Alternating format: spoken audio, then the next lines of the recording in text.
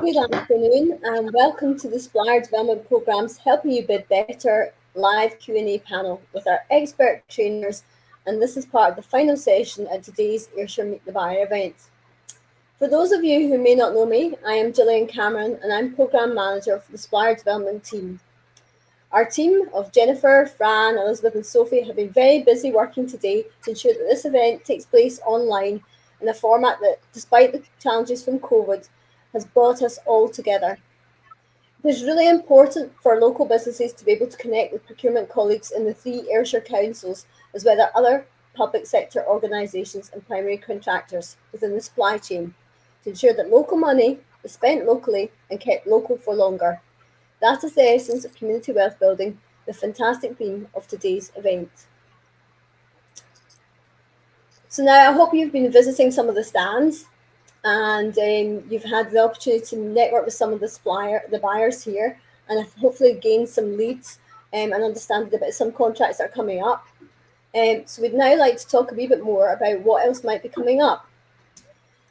The Supplier Development Programme is here to support you. We are a national initiative supported by all 32 local authorities, Scottish Government and a range of other organisations, all of who want to engage with micro, small and medium-sized businesses.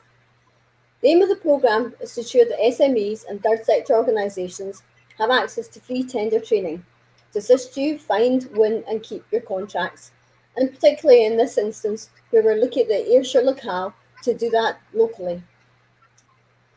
Best of all, STP, as we're known for short, is free to all of you to access if you're a business based in Scotland. So you may already know that we offer free tender training via webinar, and when it's allowed, we hopefully will go back to resuming our face-to-face training too. I'm really excited to announce that we're adding a new way to access our tender training through e-learning. Now, you may have tried e-learning before with varying amounts of success, but our feedback shows that suppliers want more on-demand type training. And so through our e-learning offering, we won't include our full tender training courses in the first instance, but we will start at the relevant points to make sure that you can help to bid better. Of course, one of our top tips for tendering is never to leave it to the last minute to submit your bid. But we know this isn't always possible. And rather than scrambling about at midnight the night before, you could potentially log into the STP e-learning portal and access some key information to help support your bid. This is all coming very soon, so keep an eye on the STP website for further updates. We have here today some of our expert trainers to answer your questions, and we have all prepared a couple of our top tendering tips to share with you in this session. Our trainers have an extensive professional experience in public procurement. Indeed, they have all bid successfully to be on our own training framework, and they are generally delighted to be able to help you bid better with the Supplier Development Programme. So I'd like to ask you to start typing your questions for our panel today using the right-hand part of your screen. Nothing is off the table when it comes to tendering, and I'm going to ask our panel to introduce themselves first, and then we'll get right on to our top tips for tendering. John, can I ask you to introduce yourself and talk about your top tip for tendering? Good afternoon, everybody. My name is John Clark, and my procurement consultancy, GI Management, has been running for the last 11 years, helping small businesses grow through winning public sector contracts. But we all know that tendering can be time-consuming, so it's important to make sure you actually qualify for consideration at the outset. And you do that by paying attention to any pass-fail questions. If the buyer has set minimum turnover criteria, they are there for a reason. Trying to expand your business by 50% on a single contract does represent a big risk of overstretch. So if you don't meet those criteria, don't waste time, as you will probably be rejected. Similarly, if you would record a fail against any other qualifying question in the single procurement document, you could be wasting your time. So if particular qualifications or institute memberships are called for and you don't have those or equivalent status, then your bid is unlikely to be considered, but you should clarify that immediately from the outset. And within the exclusion criteria, there are some questions where you can have a past failure and then it can be explained, for instance, on a health and safety breach. But that will allow you to give both mitigating circumstances and outline the improvements that you've made to prevent a recurrence. So if those apply, it's important to be forthright, honest, and comprehensive in your explanation. A further important area I would say is understanding the specification. If you don't understand the spec, how can you present a viable bid? Therefore, read it thoroughly and note any areas of doubt, and clarify those by asking questions of the buyer at the earliest opportunity. That's great. Thank you, covers. John, for that. Jill, can I ask you to introduce yourself and talk about your top tip for tendering? Thank you very much. Good afternoon, everyone. My name is Jill from Intend Business Development. We've been in business for 12 years now, working with companies of all sizes, mainly in Scotland for the UK, but also through our Netherlands business on international tenders as well. And we're very pleased to say we've been working with Gillian and her team for, I think, probably 10 years now, Gillian, which is quite something. And we're just saying, before everyone joined us, we're very much looking forward to some face-to-face work eventually as well. When I was thinking about the tips, I was actually in the middle of helping clients look at some of the COVID-related documents that have to go in with tenders.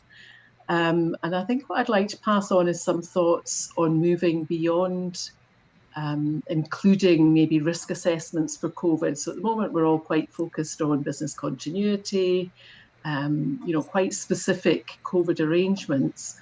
But business continuity is something that's been an important tender question for quite some time now, and it's quite often overlooked, even by some of our very large clients. And I think going forward, I can already see some questions coming through about business resilience. And I think it's important, if you are bidding, to start putting some thoughts into that. So moving along from things like social distancing, PPE, some of those measures, but looking maybe a bit broader at different business models going forward. Collaboration, so again, SDP, and also Cooperative Development Scotland and P4P are focusing on that. I think you can expect to get some quite testing questions about your supply chain going forward. And what can you do, linked a little bit to Brexit as well, which I think we're all slightly concerned about, looking at some of the building materials shortages at the moment. Staffing will still be a question. So what will we all have in place? And again, collaboration can be very useful for that. I was thinking as well to Gillian about the community wealth growing. So things like premises going forward. We're all used to sort of working remotely, but can we do anything to maybe work with a community organisation and use their facilities, for example, to deliver the services that we want? Mental health issues, I think, will be very important going forward. And we were asked yesterday to advise a client on their vaccine policy, which I think gets us into some very tricky kind of ethical areas. So the old-fashioned business continuity plan that you might have written about fire and flood and IT failure, I think we all need to start kind of looking quite a bit wider now and coming up with some more innovative answers. Probably on to Julie for added value, because I think it's part of that as well. That's great, Jill. Thank you very much for that. And I think there's a lot for suppliers to be thinking about as part of the going forward, as you say. It's not so much taking that old document off the shelf, it's about rethinking that document. And you're through the supplier development programme and the courses we do, you'll have heard a little bit of insight from our trainers there, but in each of our sessions, they offer lots of insight. So I do strongly recommend that you do think about signing up to our courses to understand some of these top tips. I'd now like to ask Julie to update a little bit about herself and to give us her top tip. Thanks, Gillian. So my name is Julie Cahy. I have a business called Cahy Solutions, been in business for 7 years now. I'm working with the Supplier Development Programme for quite a while. Work with businesses across all industries, assisting them with the tender process. So my top tip is to think about what value you bring, not to yourself, but to the organisation that you're bidding for.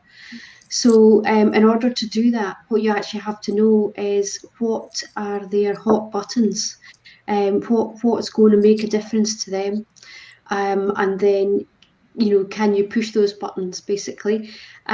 So by doing a little bit of research on each organisation, you might be able to find out what it is So say, for example, a housing association, it might be liaising with tenants and taking a bit of heat away from the housing officers and being able to deal with issues yourself without having to always refer everything back to the housing team.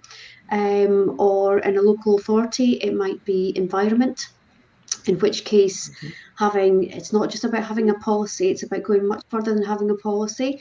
It's about what are you actively doing to reduce your carbon. So, for example, you're starting to develop an electric car fleet and an electric van fleet, are all hot topics at the moment. But that's the thing. It's really about finding out what you can do or are doing that is going to appeal to the buying organisation. And the way I always think of it is you've got features, and those features might have benefits, but those benefits are only of interest if they're of value. So you have to think about breaking things down in that way.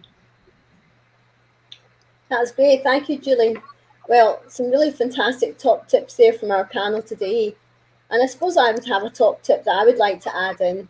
When we attend a lot of events, and of course some of these have been virtual of late, a lot of people ask me about contracts and where they find them. And I think the big top tip I would say to everyone is to make sure you're registered on Public Contracts Scotland, or PCS as it's known for short. It holds a wealth of information about finding out about new contracts and subcontracting opportunities, and finding out about contracts, who's won them, so you can identify maybe some subcontracting opportunities, and also contacts for buyers. And there's much more on there. So I think it's a great marketing tool to make sure your business is registered on there and you've filled out your supplier finder profile. Now, of course, SDP is here to support you.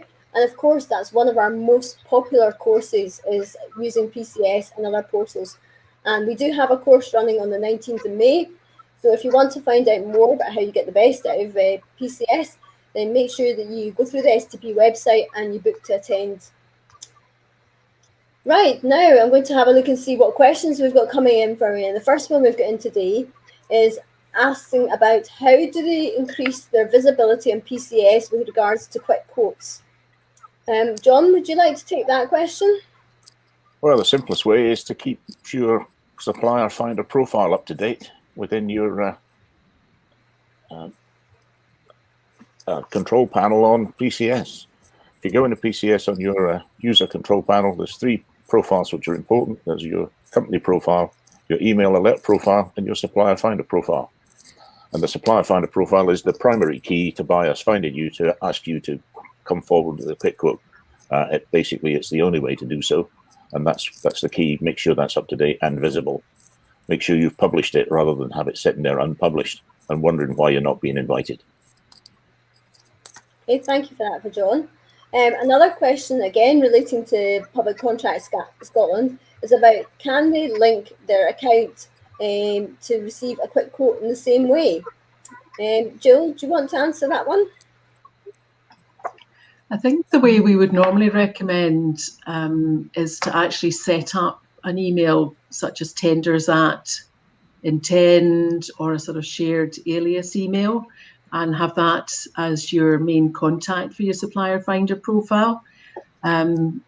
We've quite often found out when we've logged in, we can see about 10 different entries for the same organisation. It's very confusing for the buyer, and I've seen things go off to somebody who's actually left the organisation as well. So that kind of alias idea, I think, to me would be the surest way.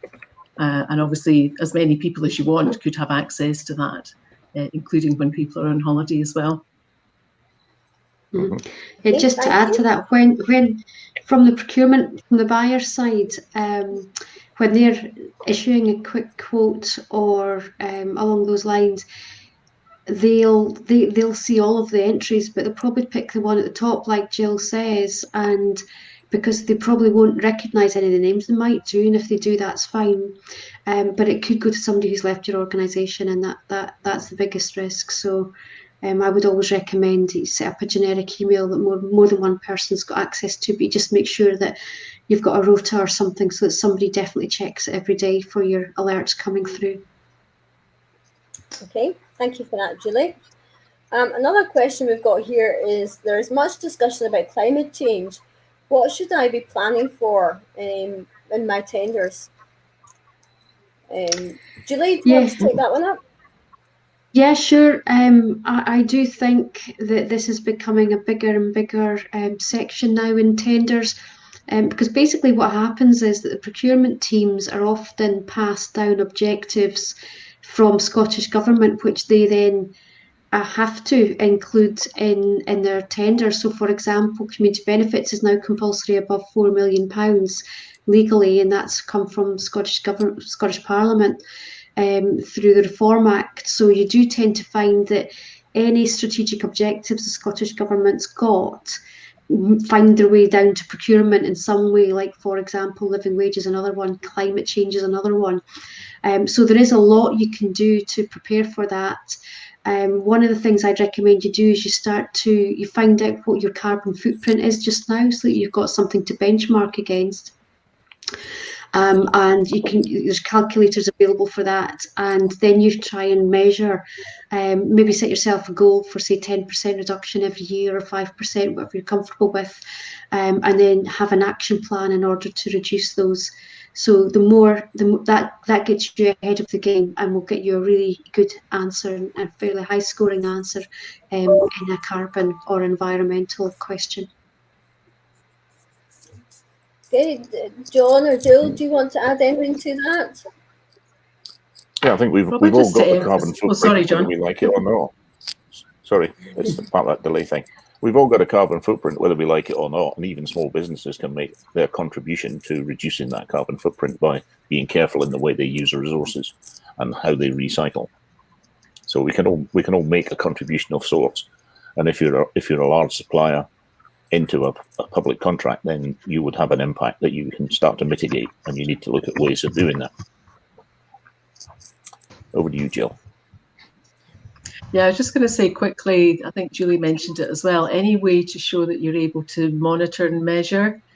So again, from the buyer's point of view, everyone will maybe come out with something quite similar, but also make use of some of the people like Resource Efficient Scotland, Zero Waste Scotland, quite a few agencies that will provide free help to SMEs, particularly in that measuring aspect as well. And I think that would give you an extra edge.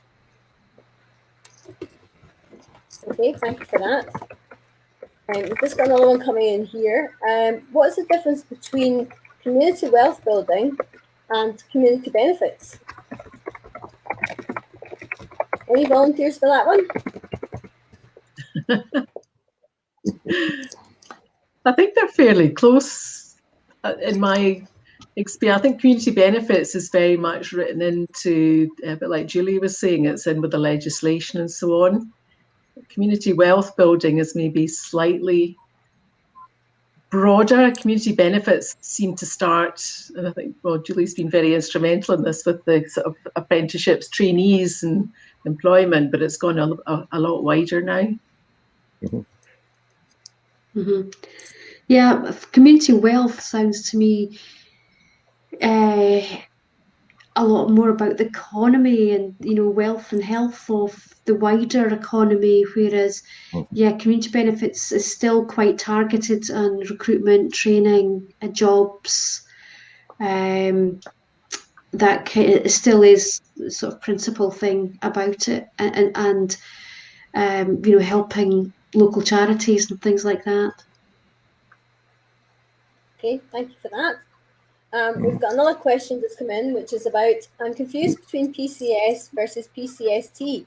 Why do they both exist? Especially if the ESPD is in both and you can respond to tenders in both systems.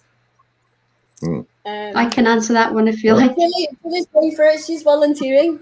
I'm going Go for it, Julie. Yeah, I was around. I was in the procurement side of things when both came about, so I know the history behind these.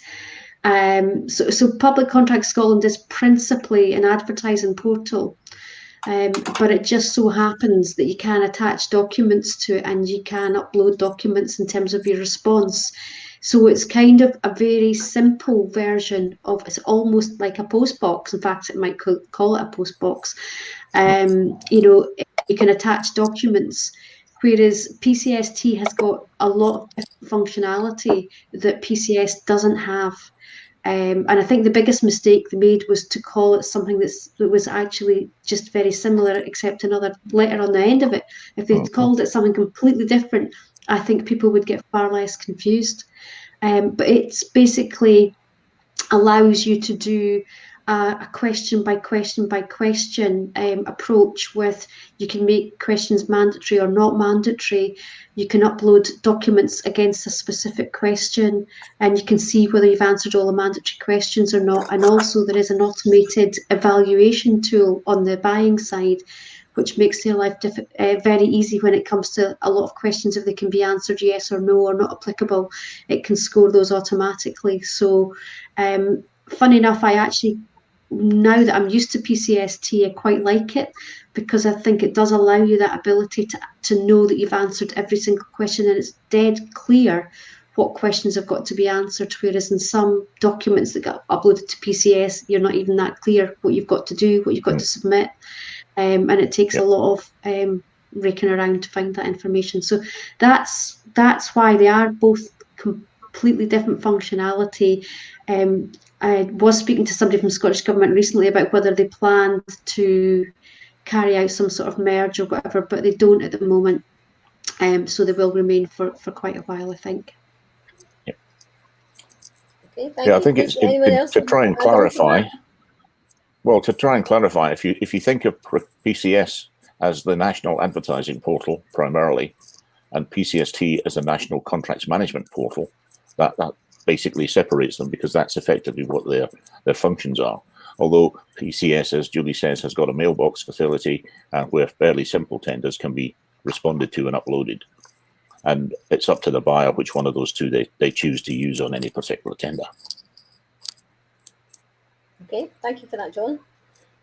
Another question here is about quotation direct purchase thresholds. Where would you find out about them? This person said, I've contacted councils, they just say to look in PCS. Jill, would you like to take that one? I would tend to go normally to the council or the buyer's website, to be honest. I know there is a space on PCS where the buyers can upload background documents and statistics, but to be honest, a lot of them are quite empty. They haven't filled them in. Whereas on the website, you'll get, there's usually a procurement strategy document. There are standing orders, which is a kind of jargon for the public sector as to how people buy. And that's where you would get the, I don't know, under a 500, folk can just buy without doing anything, permission. And so it goes on up the levels. That's my experience anyway, in sort of searching around for that type of thing. Yeah, I mean, I would maybe add, most of the public bodies have to publish their annual procurement reports, and you probably find the information in there as well. They'll talk about the thresholds and their quotation levels. But I agree with Jill, the information will probably be on their website. So yeah, that would be the best point to go to on that. Now, unfortunately. Sorry. Go on, John. I was just going to say it's a little bit of a mixed bag. Some councils have very good websites which are very clear on what the levels are, and others have it relatively well hidden, shall we say. Okay, thank you for that. Well, if in doubt, I would say contact the council direct. And again, things like these sort of events hopefully give you the opportunity to go along and speak to the contractors and the suppliers and the buyers on the stands and find out more. Okay, so business has asked, can I still bid for a contract if I don't have audited accounts? Yes. John, you want to explain that a wee bit more, what they can do and well, basically, how they can manage that? The only people who need to have audited accounts are large companies. Most companies qualify for the small companies exemption from audit. So you have your company. If you're a limited company, you have to submit your accounts to Companies House. But those accounts don't need to be audited unless you're of a particular size.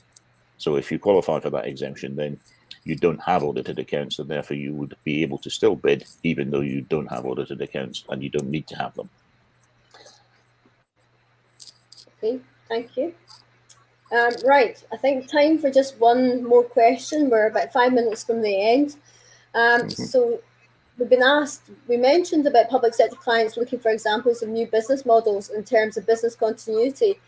Can you elaborate or give an example of what you think they might be looking for? Jill, do you want to pick that one up? Yeah, we've come across quite nice examples of people coming together in even quite a loose sort of form of collaboration. So particularly if you're maybe a sole trader, a kind of one-person band, you might be quite exposed in terms of business continuity. So we've seen examples of consultants, for example, coming together and bidding for a contract that normally they wouldn't be able to sustain, if you like, 100%. It can be maybe just a supply chain that's perhaps a more sort of lead contractor, but and that's again the community element. You maybe bring in some social enterprises, for example, or charities to become part of your delivery model. I think that particularly for local authorities is very interesting as well. Okay, thank you for that, Jill. Yeah, that sort of construct which involves third sector organisations is obviously also going to feed into business use and the terms of community benefits and community wealth building. Okay, thank you, John. Maybe got enough time just for a wee quick question. Somebody's asking about what is the SPD? Anyone want to explain that? Well, of course, it's had a bit of a checkered history. It used to be a PQQ, then it became the Scottish Standard Pre-Qualification Questionnaire, and then it became the European Single Procurement Document, and now that we've had Brexit, it's now back to being just the Single Procurement Document. But entirely, it's the place where you can self-certify that you meet all the qualification requirements for any given contract in its simplest form. That's great. Thank you for that, John. Well, I'd just like to say we're almost at an end here, and I'd just like to say thank you very much to John, Jill and Julie for taking part in our panel today. And thank you to you suppliers that have been involved in watching and interacting with us. STB works very hard to provide a vital link between suppliers and public sector buyers to demonstrate that the public sector is open for business, and that all important access to connect and find out about contract opportunities in the public sector that could really offer a lifeline to your businesses, and especially after the crisis we've been through in the last year. We're really very proud to bring the Ayrshire Meet the Buyer to your screen today in partnership with North, South and East Ayrshire Councils. And if you've not already done so, can I just highlight that we have our national event, Meet the Buyer, on the 8th of June, which again will be a virtual event, and it's the biggest procurement event in Scotland in the year. We have over 40 exhibitors lined up and over 1,200 suppliers already booked on. And this is a fantastic opportunity to engage with the wider public sector, hear about the latest opportunities and also network with other companies. So make sure you keep connected with STB and stay up to date with the latest news and exhibitors who are going to be at the event. You can follow us on Twitter, Facebook and LinkedIn, and the hashtag is #MeetTheBuyer2021, and we do hope we'll be able to see you there. So thank you again for attending today's event, and we look forward to meeting you at some of our other events or coming along to some of our training. Thank you.